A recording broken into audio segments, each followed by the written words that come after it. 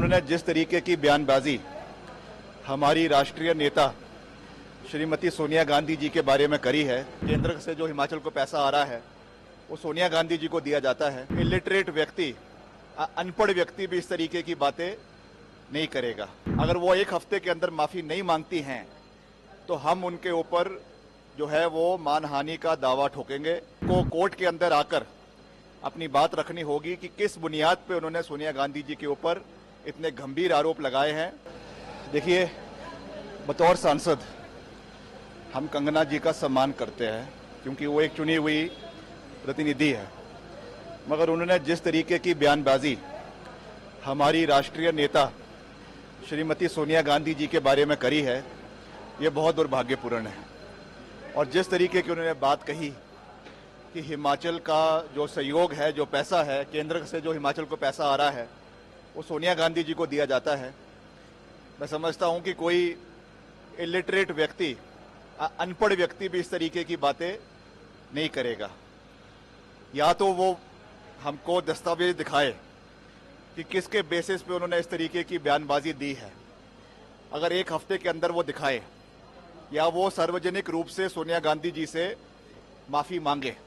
अगर वो एक हफ्ते के अंदर माफी नहीं मांगती हैं तो हम उनके ऊपर जो है वो मानहानि का दावा ठोकेंगे और उनको कोर्ट के अंदर आकर अपनी बात रखनी होगी कि किस बुनियाद पे उन्होंने सोनिया गांधी जी के ऊपर इतने गंभीर आरोप लगाए हैं। ये बहुत दुर्भाग्यपूर्ण है और भाजपा को भी इसका संज्ञान लेना चाहिए, क्योंकि भाजपा ने भी पहले भी उनको कई ऐसे बयान देने से मना किया है। क्या ये भाजपा की जानकारी से इस तरीके के बयान दे रही हैं या खुद ये बयान दे रही है? इसका संज्ञान भी भारतीय जनता पार्टी को लेना चाहिए। इसके अलावा आपने वोट की बात की, चेंजिंग करने की बात की, किस तरह की चेंजिंग करने की बात? नहीं, मैंने ये कहा है कि जितने भी संगठन हैं, जितने भी संस्थान हैं, उनके अंदर समय के ऊपर रिफॉर्म्स आने चाहिए, क्योंकि जिस तरीके से प्रदेश के अंदर एक माहौल बना है उसको ठीक करना हम सबका दायित्व है और उसके लिए हम पूरा प्रयास कर रहे हैं। मैंने विधानसभा के अंदर भी कहा कि सब चीज़ें कानून के दायरे में रहकर ही होगी, मगर प्रदेश के लोगों की जो एक कहीं ना कहीं प्रश्न उठाए जा रहे हैं, उसके लिए पारदर्शिता लाना, ट्रांसपेरेंसी लाना हर संगठन के अंदर, हर बॉडी के अंदर, हर रिलीजियस बॉडी के अंदर बहुत आवश्यक होता है।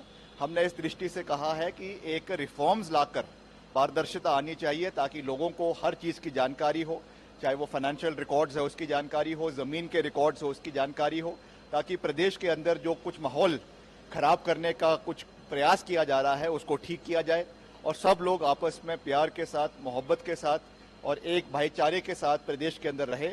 इस सोच के साथ हमको आगे बढ़ने की आवश्यकता है।